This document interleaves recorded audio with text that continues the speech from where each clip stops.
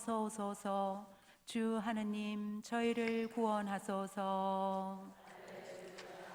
주님께서 여러분과 함께 또한 사제의 영과 함께 루카가 전한 거룩한 복음입니다. 주님 영광 받으소서. 그 무렵 마리아는 길을 떠나 서둘러 유다 산악 지방에 있는 한 고을로 갔다. 그리고 지카리아의 집에 들어가 엘리사벳에게 인사하였다.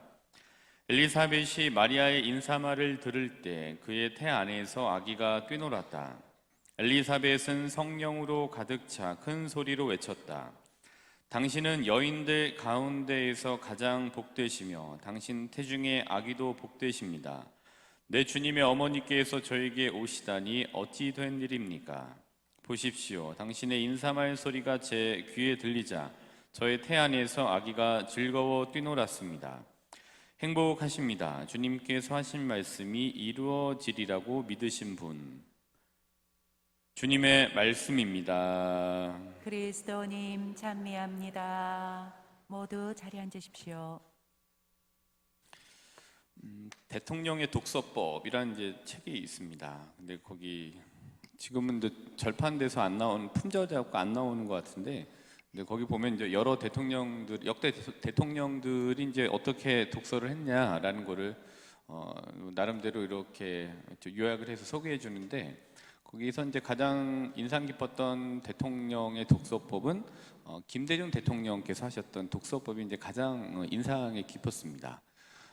그 다음에 이제 가장 어려웠던 부분은 이제 노무현 대통령께서 읽으셨던 독서법이 가장 어려웠고, 그 다음에 조금 이거는 되게 또 두 번째로 좀 배울만한 독서법이다라고 생각했던 거는 또 김영삼 대통령께서 하셨던 독서법. 근데 이제 일단 김영삼 대통령께서는 이제 이렇게 좀 문제 요약을 하는 거를 굉장히 중요한 게 뭔지를 이렇게 빨리 발췌를 하는 능력이 좋으셨던 것 같아요. 그래서 뭐 다독하고 이런 스타일은 아니셨고, 한 권을 뭐 주구장창 뭐 외울 때까지 읽으셨다. 제 기억으로는 그래요. 그거가 있었고, 그 다음에 발췌해서 중심이 되는 거를 이거를 뽑아내는 능력 굉장히 좋으셨다라는 거로 기억이 되고, 두 번째로 이제 노무현 대통령 같은 경우에는 그분은 이제 워낙 다독을 하셨나 봐요. 그리고 비판적으로 읽기를 굉장히 잘하셨던 것 같아요. 비판적 독서와 다독, 노무현 대통령께서 하셨던 특징이고, 근데 이제 김대중 대통령께서 하셨던 방법은 굉장히 책을 꼼꼼하게 읽으셨던 분이고, 그다음에 뭐 책도 많이 읽으셨을 뿐만 아니라 굉장히 꼼꼼하게 읽으셨는데, 그래서 이제 빈 칸을 보지 못하는 거죠. 그래서 빈 칸을 채워서 다독을 하고 또 정독을 하면서 굉장히 꼼꼼하게 읽으셨던 이 독서법을 이제 활용하셨던 걸로 이제 기억이 됩니다. 그때 이제 주로 하셨던 방법이 표현에 의하면 대차 대조 메모법, 이렇게 해서 이제 책을 읽으면 그 이제 왜 그 빈칸이 있잖아요. 옆에 보면 칸이 있으면은 거기에다가 이제 대차 대조표 하듯이 뭐 백지가 노트가 됐던 아니면 그 빈칸이 됐든지 간에 뭐 왼쪽에는 본인의 이 책의 내용이나 아니면은 뭐 중심되는 단어나 이런 걸 쓰고, 그 옆에는 이제 본인의 생각을 거기다 쓰는 거죠. 이게 제일 중요한 거죠. 누가 무슨 얘기를 했고 했던지 간에 내가 어떻게 생각하는지가 가장 중요한데, 그렇게 이제 하면서 이 독서를 하셨다. 근데 이 두 개를 하면은 그 책의 저자와 굉장히 긴밀히 연결이 되면서 독서를 할 수 있게 되는 굉장히 유용한 방법이다. 뭐 이렇게 소개를 했던 걸로 기억이 나요. 근데 저도 주로 하는 방법은 이렇게 세 가지 다 하긴 합니다만은, 그래도 큰 틀은 김대중 대통령께서 하셨던 그런 메모법을 저는 훨씬 더 참조를 많이 했고, 지금도 그렇게 하려고 하고 있습니다. 근데 이 방법은 다산 정약용 선생님께서 하셨던 초서하는 방법과도 비슷해요. 그래서 다산 정약용 선생님도 이게 책에 소개한 바로면은 본인이 책을 읽고 빈칸에 본인의 그 얘기나 생각들을 적어 놓는 것들을 많이 하셨고, 또 필요한 부분 초서해서 이제 옆에다 옮겨 놓고 이제 그거를 이제 통짜로 이제 적어 놓는 방법. 근데 저는 요 김대중 대통령께서 하시던 방법과 정약용 선생님께서 하셨던 방법, 요게 이제 저한테는 제일 좋아요. 그래서 제가 이제 성경을 읽으시라고 했을 때 빈칸에다가 뭘 자꾸 쓰라고 드리는 말씀인데 이런 뭐 성경을 독서라고 하기보다는 뭐 이 경전을 이제 마음에 새기면서 읽는 거지만 그래도 이 부분을 같이 병행해서 하면은 굉장히 읽으시는데 유용한 방법이 되는 것 같아서 이제 그런 것들을 계속 소개해 드리죠.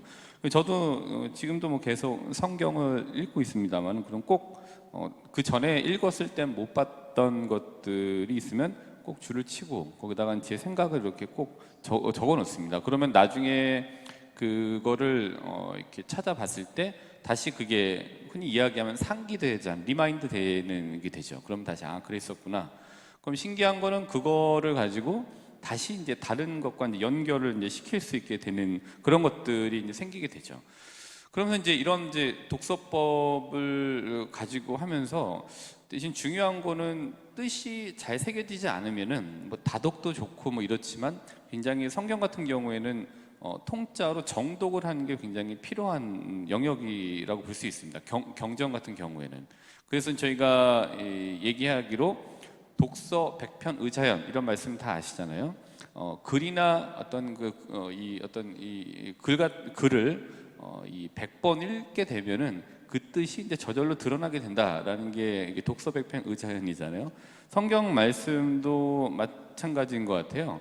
어떤 책이나 글을 100번 읽으면 그 뜻이 저절로 드러난다고 하는 것처럼 성경도 계속해서 지속적으로 정기적으로 읽어나갈 때 읽었던 부분이지만 다시 읽고 마음에 이렇게 배이게 만드는 작업 그리고 거기에다가 나는 이렇게 기도하고 싶네요라고 하는 기도와 아니면 본인의 생각을 적는 이런 작업들이 계속 이루어지게 되면은 그게 이제 마음에 새겨지게 되는 거죠. 그때 뭐를 쓴다라는 건 뭔가 느낌이 오신 거잖아요. 그 옆에 쓴다는 내 생각이 있고 그럼 그때 어떤 느낌이냐 하면은 이전에는 이제 못 봤던 단어나 이전에 못 봤던 문장이 눈에 확 들어와서 거기에서 딱 되는 거는 마치 루카복음 오늘 1장 41절의 말씀처럼 들려지게 돼요.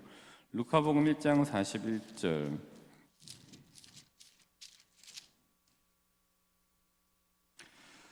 그의 태안에서 아기가 뛰놀았다. 엘리사벳은 성령으로 가득 차 이렇게 되어져 있습니다. 그러니까 이제 마리아가 엘리사벳에게 인사를 했고 그럼 엘리사벳이 마리아 인사말을 들을 때 그의 태안에서 아기가 뛰놀았다. 엘리사벳은 성령으로 가득 차. 그래서 성경을 지속적으로 읽고 이 말씀이 무슨 뜻인지 몰라서 그냥 넘어갔고 다른 데 꽂혀서 뭐 그거를 하고 했는데 나중에 이제 지속적으로 그 부분을 읽고 이게 무슨 뜻이나라고 생각하면 지속적으로 읽을 때 갑자기 부상되는 그 말씀이나 그 문장을 딱 봤을 때 마치 뭐 안에 이거였구나라고 하는 그 유레카를 발견하시게 됐을 때 마치 엘리사벳의 태안에서 아기가 뛰놀듯이 우리 이 마음 안에서 그 말씀을 발견한 것에 대한 굉장히 그 시열이 뛰놀게 되죠. 태안에서 아기가 뛰놀듯이. 그거는 엘리사벳이 성령으로 가득 차 태안에서 아기가 뛰놀았듯이 성령 하나님께서 인도해 주시는 그 성경의 그 상황에 맞는 그 뜻이 이제 여기 태안에 딱 박히게 되고 그게 이제 여기서 이제 부상이 됨으로 인해서 이게 이런 거였구나라고 하는 이 보지 못했던 것에 대한 그 이 발견함에 대한 이 뛰노름 이 시열이 이제 여기 있게 되는 거죠.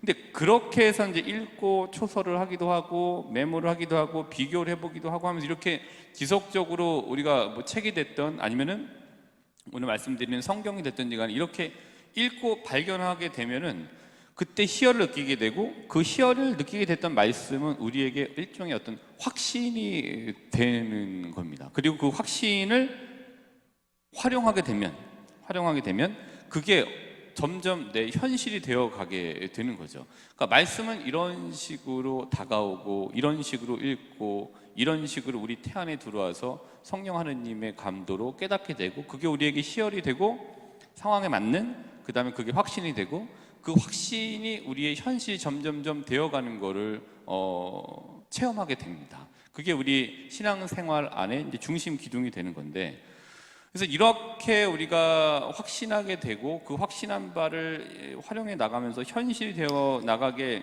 만들게 된다 하면은 신앙 안에 굉장히 큰 튼튼한 중심 기둥이 박히게 되는 거죠. 그래서 계속 박히게 되는 거죠.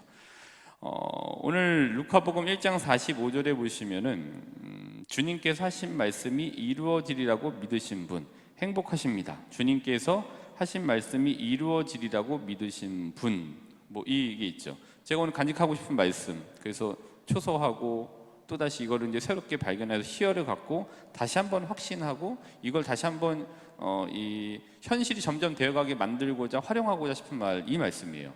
주님께서 하신 말씀이 이루어지리라고 믿으신 분. 왜? 루카복음 1장 28절에 이런 말씀 있습니다. 천사가 마리아의 집에 가서 마리아에게 이렇게 얘기를 합니다. 주님께서 너와 함께 계시다. 예. 저는 오늘 이 말씀 다시 한번 제 현실이 되어가게 하고 싶습니다. 주님께서 하신 말씀이 이루어지리라고 믿으신 분. 근데 주님께서 뭐라고 하셨냐면은 주님께서 너와 함께 계시다. 그러니까 내가 너와 함께 있다라는 거를 천사를 통해서 마리아에게 전달한 거죠. 그러면은 과거에는 천사를 통해서 마리아에게 전달했지만 지금은 성경 말씀을 통해서 아니면 뭐 제가 느낀 바를 통해서 제가 그 대리 대신해서 아니면 또 현실에서는 또 우리 신자분들이 대신해서 하느님 말씀을 뭐 이렇게 하시는 거죠. 하느님께서 너와 함께 계시다. 지금 여기 여러 가지 껄끄러움과 해결되지 않은 찌꺼기들과 뭐가 해결됐으면 하는 바람들 또 의지할 것 없이 굉장히 지금 오늘 뭔가 언짢음 등등의 이런 것들을 가지고 여기 앉아 계실 거예요. 근데 그분들에게 제가 드릴 수 있는 말씀은 주님께서 하신 말씀이 분명히 이루어질 거다. 그리고 오늘 주님께서 여러분들의 그런 마음에 같이 계실 거다. 그러니까 혼자다라고 생각하지 마십시오. 라는 말씀을 드리고 싶고 저는 이 말씀을 간직하고자 합니다. 그리고 더불어서 요한복음 14장 13절에는 이런 말씀이 있죠.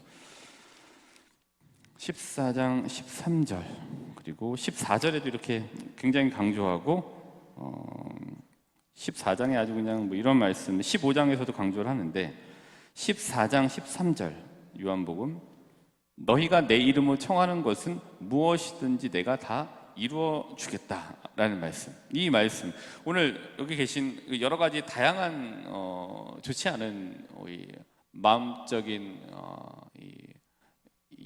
머무름 속에 계신 분들에게 하나님 분명히 함께 계실 거고요. 그거에 대한 새 집을 청하시는 분들에게 분명히 새 집을 어떠한 형식으로든지 간에 이루어 주실 겁니다. 이게 우리의 확신이 되셨으면 좋겠습니다. 그리고 그 확신을 뭐 적어보시기도 하고 내 생각을 적기도 하고 아니면은 독서배편 의자이라는 말처럼 계속 한번 읽어보시면서 이 말씀이 나에게 어떻게 다가오는지를 그냥 자꾸 한번 놓지 않고 계속 되새겨 보시면 좋겠습니다. 그럼 그게 우리에게 분명히 현실이 되어 갈 겁니다. 그게 우리가 이제 갖고 있는 신앙인들의 이 확신이고 또 신앙인들이 계속적으로 지향해야 되는 지향점인 것 같습니다. 오늘 이 말씀을 100번이 아니라 몇만 번이라도 가능하시면 주구장창 한번 외워보시고 한번 시열을 느끼시고 확신을 가지시는 노력을 한번 기울이시면 좋겠습니다. 그리고 우리와 함께 계시는 예수님의 이름으로 청할 때 다양한 형태로 그 말씀이 분명히 이루어지리라는 희망을 다시 한번 새기는 그런 것들을 한번 다시 한번 새기는데 노력하시는 하루가 되시기를 바라겠습니다.